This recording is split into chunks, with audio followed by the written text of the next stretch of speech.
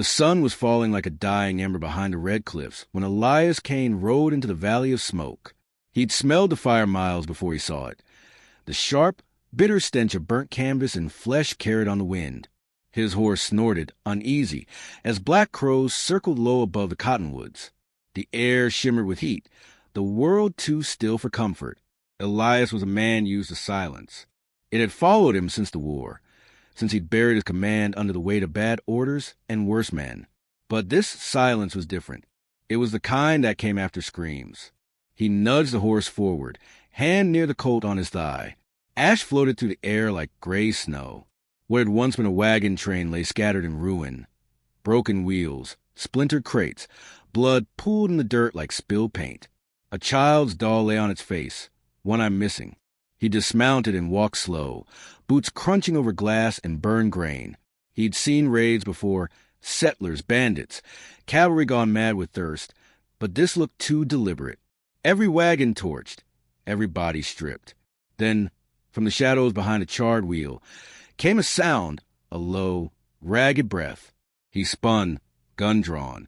A woman stumbled out. She was young, no more than 20, her hair black as a raven's wing, tangled and wet with smoke. Her dress was torn, feet bare, wrists scraped raw. Yet her eyes, dark, steady, met his without flinching. She dropped to her knees before he could speak. "Take me," she said, her voice hoarse, trembling but fierce. "Take me as your prisoner." Elias blinked, lowering the gun an inch. "What did you say?"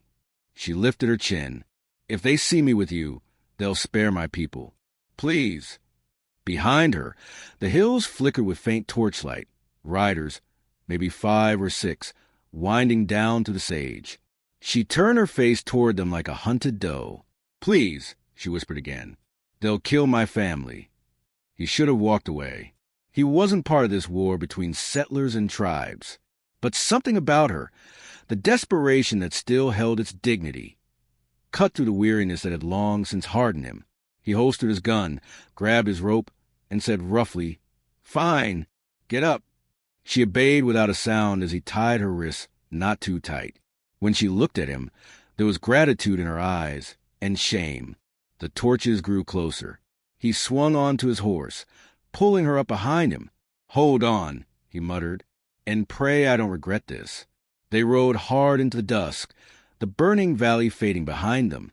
By the time they reached the river, night had fallen thick and cold. The current hissed over black stones, and the moon rose thin as a blade. Elias pulled the horse to a stop beneath the cottonwoods, listening. Boots, voices, metal. The soldiers were near. He turned to the girl. Ayanna. She'd said her name was a name like music and sorrow. She sat straight despite the rope at her wrists, her back proud, eyes calm as still water. "They'll be looking for you," he said, "and for whoever's fool enough to help." "They already know your face," she replied softly. "They saw you with me." That chilled him. Torches flickered through the trees. 6 riders, militiamen in ragged gray coats, the kind who thought the war had given the right to judge the world. Elias swung down from the horse, drew his revolver, and stepped forward. "Evening, boys." Their leader, a square-jawed man with a whiskey sneer, lifted his lantern. "Evening. That's an Indian woman you got tied there. Captured her near the wagons." Elias lied easily. "She was trying to run." "Is that so?" The soldier's eyes narrowed. "We've orders to take him alive, if possible." Ayanna stood motionless, her chin high, a single strand of hair trembling in the breeze. The man dismounted, walking close. He reached to touch her face, rough fingers tracing her cheek. "Pretty thing, ain't she?" Elias's jaw tightened. "Back off." The man laughed.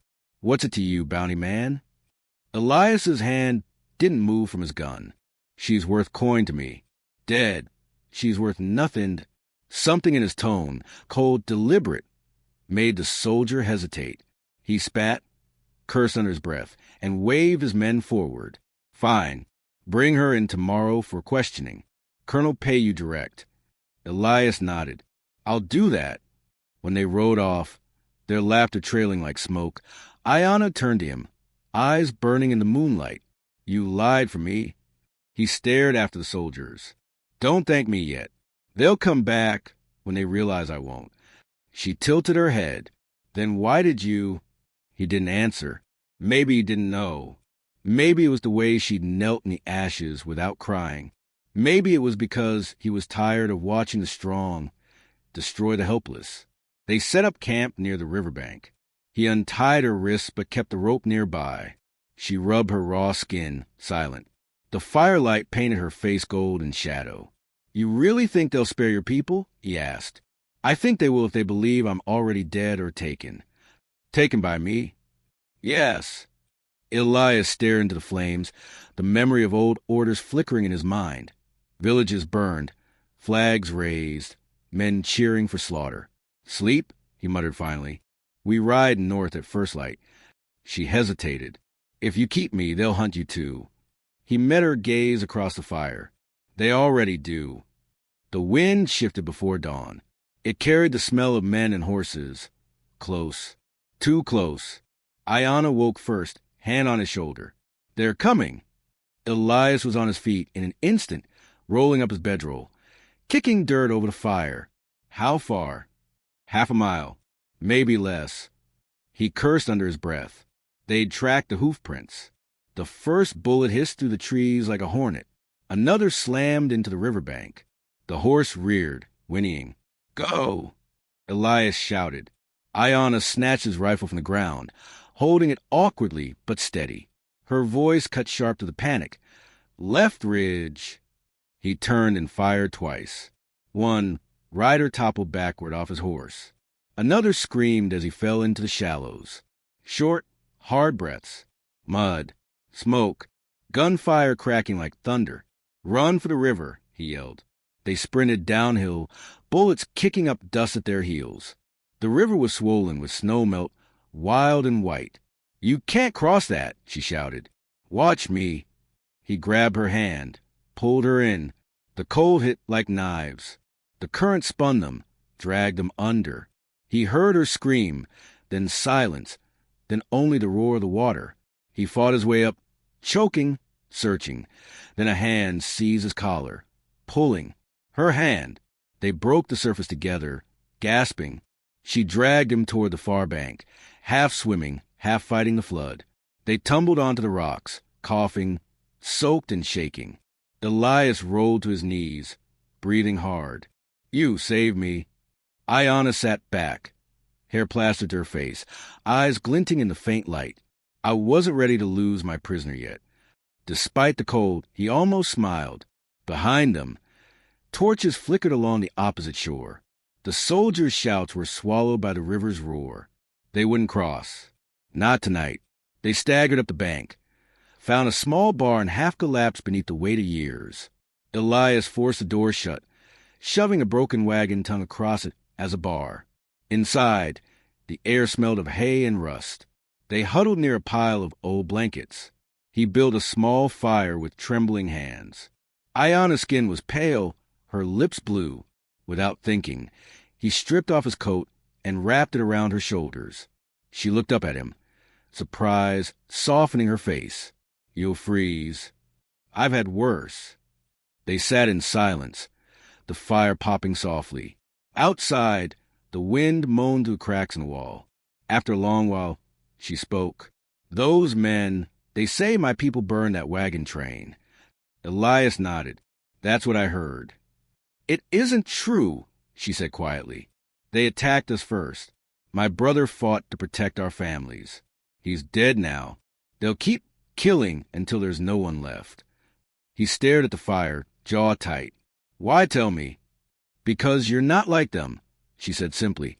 You looked at me and saw a person, not a prize. Her words struck something deep in him, a place he'd buried beneath guilt and whiskey. I ain't no savior, he muttered. Maybe not, she said, but you didn't have to help me. And you did. The firelight caught her eyes, reflecting both pain and something fierce. Hope, maybe. He swallowed hard. You could have run when I was under. Let the river take me. I thought about it, she admitted. But then I remembered how you stood between me and that man. I thought, maybe, The world needs one less coward. He barked a laugh, short, sharp reel. The barn creaked as wind rattled the roof. The smell of rain mingled with smoke. After a moment, she lay down on the blanket, pulling his coat tight around her. "You should rest too," she murmured. He sat there long after her breathing slowed. The fire cast orange shadows across the boards, painting her face in flickers of light and dark. He remembered the girl who had begged to be chained to save her people, remembered how her voice had steadied even when her hands trembled. He'd seen courage before, men running into cannon fire, dying for flags and lies. But this was different. This was the kind that didn't ask for glory. As dawn broke pale and gray through cracks in the walls, Elias whispered to no one. "She begged me to take her prisoner, but I think I'm the one who's bound." And somewhere beyond the river, the hunt began again. The sun rose pale and cold, cutting through the cracks in the barn wall. Elias stirred awake to the sound of hooves far in the distance. The fire was out. Ayanna sat by the door, eyes fixed on the fog drifting over the fields. "They'll follow the river," she said quietly. "We have until noon, maybe less." Elias pushed himself up, grimacing at the ache in his ribs.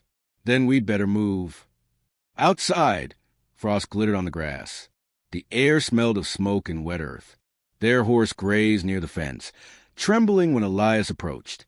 He stroked its mane, whispering soft curses under his breath. They rode north into the hills, keeping to the low brush. The land stretched endless and unforgiving. Sage and rock, horizon drawn thin as a knife edge. No sound but the creak of leather and the cry of distant hawks. Hours passed. The silence between them grew heavy, filled with things unsaid. Ayanna finally broke it. "You don't ask questions." Elias glanced at her. "You don't give answers." She smiled faintly. "Fair enough." They reached a ravine where the river forked, carving through red stone. Elias dismounted, checking the tracks. "We'll camp here tonight. Easier to spot trouble." As the sun burned low, he gathered dry wood while she filled a canteen from the stream. When she returned, she paused a moment, watching him build the fire. "You've done this before," she said. "Too many times," he replied. "For who?" He didn't look up. Men who didn't deserve it. She studied him, firelight flickering across her face. "And now," he met her gaze, "now I'm not sure who does." The night crept in cold and quiet. Coyotes cried from the hills. They sat close to the flames, their shadows stretching long across the stones. Ayanna shivered, wrapping the old coat tighter. Elias took off his hat, running a hand through his damp hair. "Where would you go if you could?" "To the mountains," she said softly. "There's a place my people call the Hidden Valley. No soldiers, no fences, just wind and river." He smiled faintly. "Sounds like a dream." "It was my mother's dream." Her voice faltered. "Before they burned her village." Elias said nothing. The crackle of fire filled the silence, each pop like the echo of gunfire. When she finally lay down, he stayed awake, watching the horizon turn black. He could feel it coming, the hunt tightening its noose. And for the first time in years, Elias Kane didn't know whether he was running from something or toward it. By morning, the world had changed. Clouds rolled in from the west, heavy with rain. The air felt charged, restless, as though the land itself waited for something to break. They rode until noon, following a trail through cottonwoods. The path wound narrow between cliffs streaked with quartz and rust. Birds rose from the trees in sudden bursts. At a clearing, Ayanna slowed her horse. "Stop." Elias did, scanning the ridge. "What is it?" She pointed to the ground. "Tracks. 4 horses. Fresh." He crouched, studying the prints, wide set, deep. "Soldiers. They're ahead of us." Ayanna's jaw tightened. "They know where we're going." "Where's that?" "To the truth." Before he could ask, she urged her horse forward. He followed, wary. They reached a small outpost buried in weeds, a trading post, long abandoned. The windows were shattered. The sign faded to nothing but ghosts of letters. A flagpole leaned in the wind. No flag to fly. Inside, the shelves were bare, dust thick on every surface. Ayanna moved with purpose, searching the back rooms. She found what she wanted. An old chest half buried beneath sacks of flour. Inside were papers, sealed with the mark of the U.S. Cavalry. Elias frowned. What the hell is that? Proof, she said, opening the first letter. The ink had faded, but the words were clear enough. Orders from Fort Wallace. Permission granted to clear the Arapaho lands along the northern valley by force.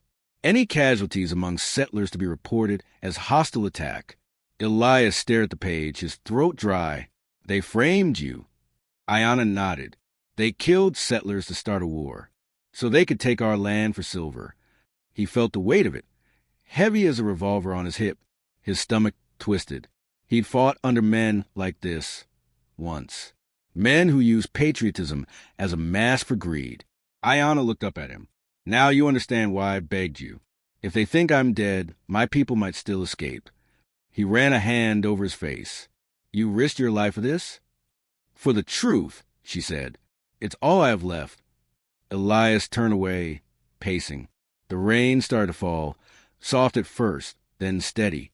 He walked to the doorway, staring out at the gray horizon. You know they'll kill us both if we take this to anyone. She stepped closer. Then we find someone who won't be bought. He shook his head. I used to think I knew men like that. Turns out they're rarer than water in the desert. She reached out, her hand brushing his sleeve. Maybe you're one. He froze. For a moment, the years of anger and shame melted away, leaving only the man beneath. Outside, thunder rolled across the valley. Then came the sound of horses. Elias spun, rifle in hand.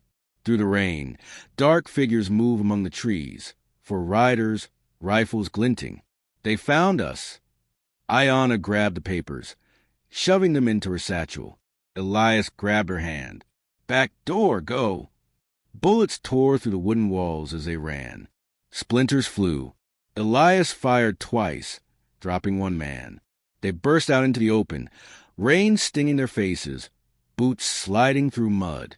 Ayanna mounted first, turning her horse as Elias swung up behind her. Ride, he shouted. They plunged into the trees, thunder and gunfire blending into chaos. The storm raged all afternoon. Sheets of rain blurred the world to gray.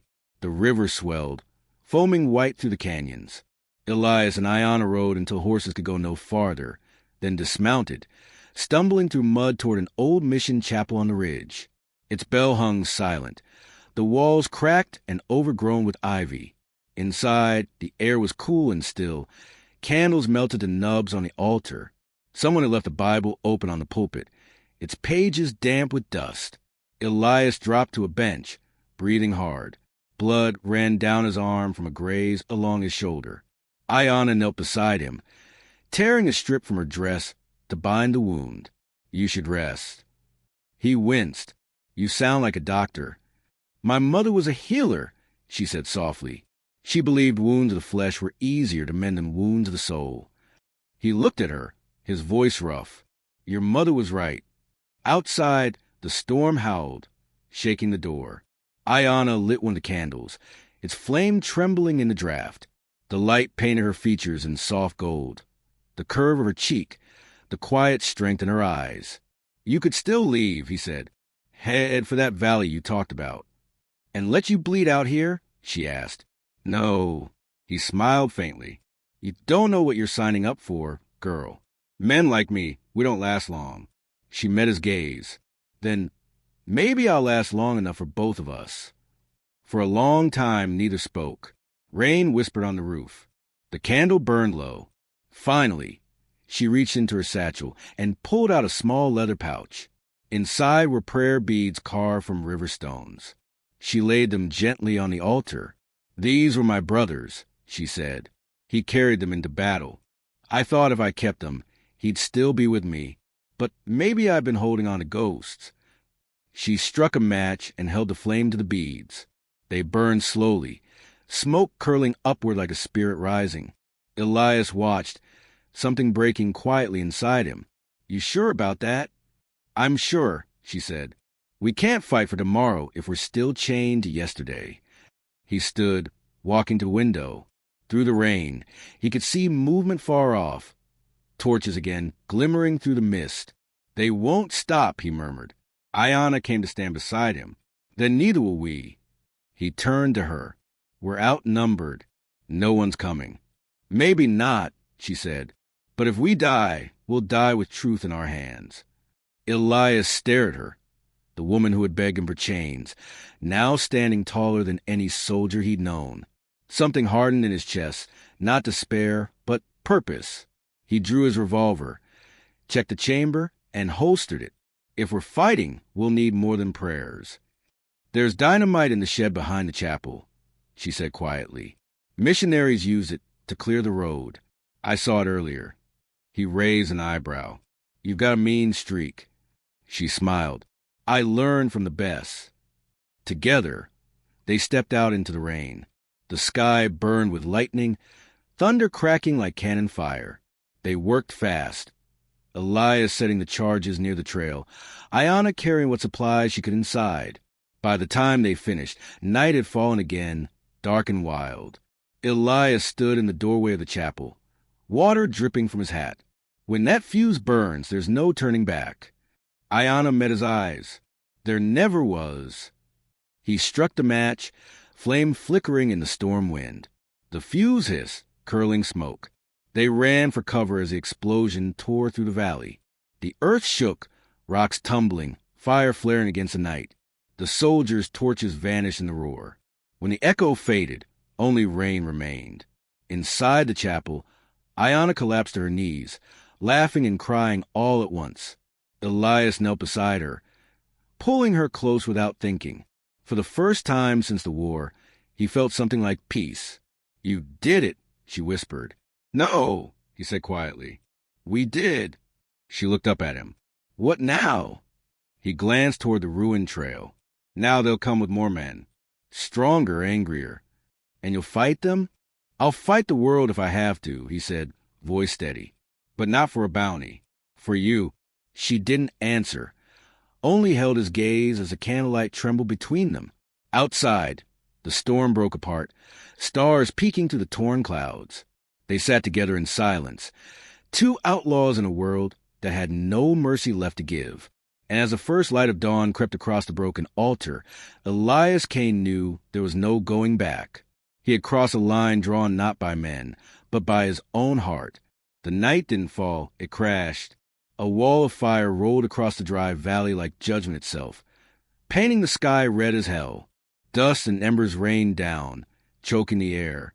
Gabriel rode hard through the smoke, one arm gripping the reins, the other holding on to Alara as if she were the only thing keeping him alive. Behind them, the thunder of hooves echoed, a dozen riders closing in, their torches flaring against the dark. The world blurred into chaos. Flame, dust, and the scream of a dying land. "Hold on." Gabriel shouted over the wind. Ilara's arms tightened around his waist, her voice barely a whisper against his back. "They won't stop. Not till I'm dead." He grit his teeth, tasting ash. "Then they'll have to go through me first." A bullet sliced past, close enough that he felt the heat graze his cheek. Another slammed into the saddle horn. The horse shrieked but kept running, its muscles trembling beneath them. The plain stretched endless ahead, no cover, no mercy. Gabriel scanned for anything, a ridge, a gulch, a miracle. Then, through the haze, he saw the canyon's edge, black rock and sheer drop, the only thing standing between them and freedom or death. He pulled hard on the reins, swerving toward it. Behind him, gunfire roared. "They're driving us right into the canyon." Ilara cried, "Better the canyon than the noose." The riders fanned out, closing in like wolves. Gabriel dug his spurs in. His horse leapt forward, hooves pounding the ground that seemed to tremble under the chase. The edge loomed closer, the wind rising into a scream. At the last second, Gabriel yanked the reins and pulled them hard right, down a narrow trail that hugged the cliffside. Rocks shattered under their weight. Dust clouded their vision. Gabriel, "I see it," he barked. One of the pursuers wasn't so lucky. His horse skidded too close, tumbling over the edge. The scream vanished into the void below. Ilera buried her face against Gabriel's back, trembling. "You could have left me. Save yourself." He didn't answer. His jaw clenched, eyes locked on the trail ahead. The sound of gunfire faded behind them, replaced by the roar of the river below, the canyon's heart. Finally, they reached a narrow pass where the river met the cliffs. Gabriel dismounted, dragging the horse under the shelter of a jagged rock. His body ached, his face streaked with soot and blood. Ilera slid off, stumbling as her knees gave way. He caught her before she fell. For a moment, their faces were inches apart, her eyes wide with exhaustion, fear, and something else. "You saved me," she whispered. He shook his head. "Not yet." A flicker of torchlight appeared far above, on the canyon rim. They hadn't lost them. Gabriel looked at the river. Fast, black, and merciless. "We follow the current. It'll hide our trail." Ilera's lips trembled. "That water will kill us." "Only if we stop moving." Without another word, he took her hand and stepped into the freezing water. The current nearly tore him off his feet, but he held firm, guiding her along the rocks. They moved like ghosts through the current, every splash swallowed by the roar of the river. Above, distant shouts echoed through the canyon. Torches flickered like false stars, searching. By dawn, they had put miles between themselves and the man. The sun rose pale and cruel, burning away the mist that clung to their skin. Ilera collapsed on the riverbank, shivering uncontrollably. Gabriel knelt beside her, pulling off his coat and wrapping it around her shoulders. "You'll freeze," she murmured. "Better me than you," he said. For the first time since he'd met her, she smiled, weak, fleeting, but real. "You talk like a man with nothing left to lose." He stared at the horizon. "Maybe I am." They sat in silence, the sound of the river filling the space between them. For a moment, it almost felt like peace. But peace never lasted long out here. The distant echo of hooves shattered the morning calm. By midday, they reached the ridge, a stretch of black stone rising over a sun-scorched valley. It was bare and brutal, and quiet enough to hear your heartbeat. The only sign of life was an abandoned cabin near the edge, its door hanging by a hinge. Gabriel led the horse inside the crumbling shelter. Ilera followed, eyes scanning the emptiness. Whose place was this? He shook his head. "Doesn't matter. It's ours for now." He pushed the door shut, wedging a board across it. Then he turned to her, voice low. "They'll find us soon. You said they won't stop till you're dead." "Why?" Ilera's gaze dropped. "Because I was promised to one of them. The man leading them. Colonel Rains. He bought me from the camp I escaped." Gabriel's blood ran cold. "Bought?" She nodded, her hands trembling. "After the war, I was taken from my home. He said I'd be safe. But I wasn't. I ran, and he swore he'd find me. I never thought I'd make it this far." He stepped closer, his voice dark. "And you think I'm letting him take you back?" Tears shimmered in her eyes.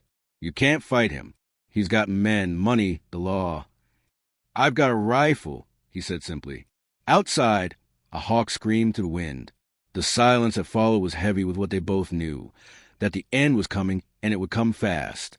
When the first shots rang out hours later, they were ready. Gabriel had set the rifle across the window frame. Every bullet counted. The sound of hooves thundered from below as Rains and his men surrounded the ridge. "Gabriel Kane," a voice bellowed. "Give her up and ride away. You've no business dying for her." Gabriel's reply was short and sharp. "Then I guess I'm in the dying business." He fired the first shot. One man fell from his horse, rolling into the dust. Chaos exploded. Gunfire ripped through the air, echoing off the rocks. Ilera crouched beside him, reloading with shaking hands. Bullets tore through the cabin walls, splintering wood and filling the air with smoke. "Stay low," Gabriel barked. "I can help," she shouted back, her eyes fierce. "You already are." The battle raged for what felt like forever. Each shot echoed like thunder. Gabriel fought like a man possessed, each bullet a promise, each breath a prayer. But they were too many. Then came the silence, the kind that meant only one thing. Someone was moving closer. Gabriel grabbed his revolver and crept toward the door. A voice drifted through the smoke. You think you're a hero, Kane? You're nothing but another fool in love with a lie. It was Rains. His shadow filled the doorway, tall and cruel, his pistol drawn. "Let her go," Gabriel said, voice low, steady. Rains laughed. "She's mine. Always was." Illyra stepped out from behind Gabriel, her eyes blazing. "I was never yours." Rains turned, rage twisting his face, and in that heartbeat, Gabriel fired. The shot hit true. Rains staggered, clutching his chest, his pistol slipping from his grasp. He fell backward into the dust, his body stilling as the wind swept over him. The rest of his men broke. Some fled, some froze. None dared fire again. Gabriel lowered his weapon, chest heaving. His hands trembled, but not from fear, from the weight of everything that had led to this moment. Illyra ran to him, tears streaking her soot-covered face. She wrapped her arms around him, her voice breaking. "It's over." He held her tight, eyes on the fading horizon. For now, they stood there as the sun dipped low, painting the world in gold and blood. The ridge was quiet again, too quiet. When the first stars appeared, Gabriel spoke softly. "You said they'd never stop. Maybe you were right. But I'll keep fighting as long as you keep living." Illyra looked up at him, her voice trembling. "Why would you risk everything for me?" He smiled faintly. "Because you begged me to take you prisoner, and somehow you set me free." The wind carried their silence, the night swallowing their words. And maybe, out there in that wild, unforgiving land, freedom wasn't about running. It was about standing your ground, no matter who came for you. As the firelight faded from the sky, Gabriel saddled the horse, helping Illyra mount.